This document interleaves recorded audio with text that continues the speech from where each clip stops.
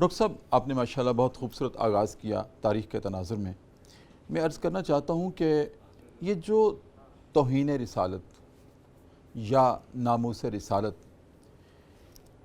کے اگینسٹ جو یورپ میں یا جہاں بھی دنیا کے کسی بھی حصے میں اوور دا گلوب یہ جرت کی جاتی ہے، کبھی گستاخانہ نعوذ باللہ کارٹون بنائے جاتے ہیں، کبھی مستشرقین جو ہیں وہ اپنی فنکاریاں دکھاتے ہیں، اعتراضات کرتے ہیں، کبھی قرآن پہ اعتراض، کبھی آپ کی سیرت پہ اعتراض، کبھی آپ کی ذات پہ اعتراض، کبھی حدیث پہ اعتراض۔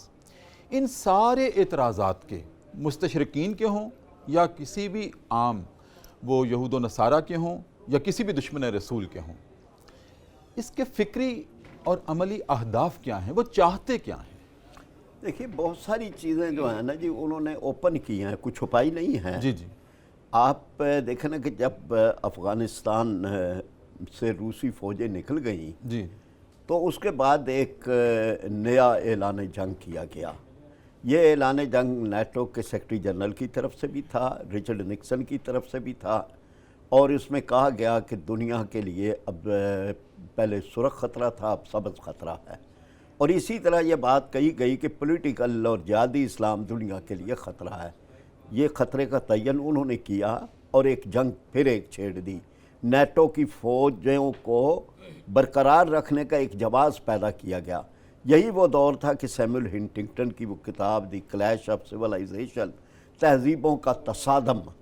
اب یہ تہذیبوں کے تصادم میں انہوں نے اعلان کیا کہ ہماری مغربی تہذیب کو اگر کوئی خطرہ ہے تو وہ خطرہ اسلامی تہذیب کے ساتھ ہے۔ یہی وہ دور تھی کہ فوکویاما کی دی اینڈ آف ہسٹری جو کتاب تھی، اس میں بھی تھا کہ دنیا کو اب ہمارے مطابق رہنا ہے، دنیا کی تاریخ تو مکمل ہو گئی ہے۔ جی یہاں یہ تھا کہ اب ہم نے اس چیلنج کا کیا جواب دینا ہے، یہ کہیں سوچا نہیں گیا۔ نہ ہمارے حکمرانوں نے سوچا، نہ ہمارے مفکرین نے، نہ ہماری یونیورسٹیوں نے، نہ ہمارے اداروں نے۔ ہمیں بھی تو کوئی آخر یعنی ایک طرف سے یک طرفہ جنگ ہے، ایک تہذیبی یلغار ہے، اور تہذیبی یلغار میں بات ڈاکٹر صاحب آپ اچھی طرح سمجھتے ہیں جی جی کہ یہ تو جھوٹ تھا جو وہ بولتے تھے کہ یہ دہشت گردی ہے۔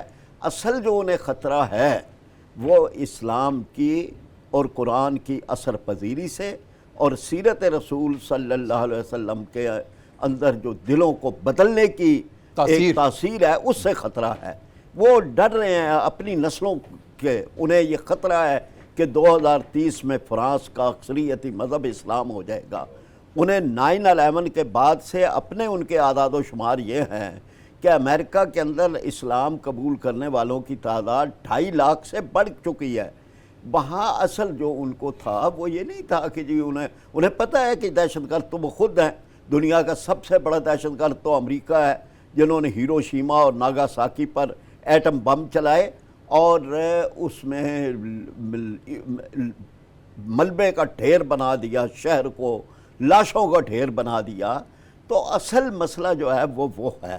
اس لیے آج یعنی جب یہ تھا کہ یہ تہذیبی جنگ یہ بھی واضح ہے، اس کی فکری پیچھے جو بنیادیں ہیں وہ بھی واضح ہیں، اور یہ بھی ہے کہ انہوں نے باز نہیں آنا جب تک ہم نے فیصلہ نہیں کرنا، اور ہم اگر فیصلہ کر لیں تو پھر اللہ تبارک و تعالیٰ کرم کرے، اس کا ذمہ تو اس نے لیا ہے۔ وہ تو اپنے نبی صلی اللہ علیہ وسلم کے بارے میں ارشاد فرماتا ہے وَرَفَعْنَا لَكَ ذِكْرَكَ، اے حبیب صلی اللہ علیہ وسلم ہم نے آپ کے ذکر کو بلند کیا۔ وَإِنَّ شَانِئَكَ هُوَ الْأَبْتَرُ، آپ کا تو جو دشمن ہے اس کی جڑ کاٹ کے رکھ دی جائے گی۔ تو اس لیے یہ بات جو تھی اس پہ بڑا ضروری تھا آج کا اس درس کا، آپ کے سبق کا اہم پہلو یہ ہے کہ ہم یہ سمجھیں کہ یہ ان کی طرف سے ہتھیار نہیں رکھے گئے، نئے ہتھیاروں کے ساتھ وہ میدان میں ہے، ہمیں بھی اس کا جواب اپنے، اسی کو ہی ہم اسلاموفوبیا کہیں گے، اسی کا نام اسلاموفوبیا ہے۔ جی یہی یہ خطرہ ہے، یہ خطرہ ہے، یعنی ان کو خطرہ اپنی، یعنی ان کے چرچ بک رہے ہیں۔ یعنی دیکھیں نا وہاں تو ایک ماتم ہے، صفحہ ماتم بچھی ہوئی ہے، وہ جو مولانا مودودی رحمۃ اللہ علیہ نے کہا تھا کہ ایک وقت آئے گا کہ سوشلزم اور کمیونزم کو ماسکو کی گلیوں میں بھی پناہ نہیں ملے گی، اور ایک وقت آئے گا کہ سرمایہ دارانہ ڈیموکریسی لندن، پیرس اور نیو یارک میں لرزہ براندام ہوگی، وہ وقت ہے جو اقبال نے کہا تھا کہ گزر گیا وہ دور ساقی کے چھپ کے پیتے تھے پینے والے، بنے گا سارا جہاں میخانہ، ہر کوئی بادہ خار ہوگا،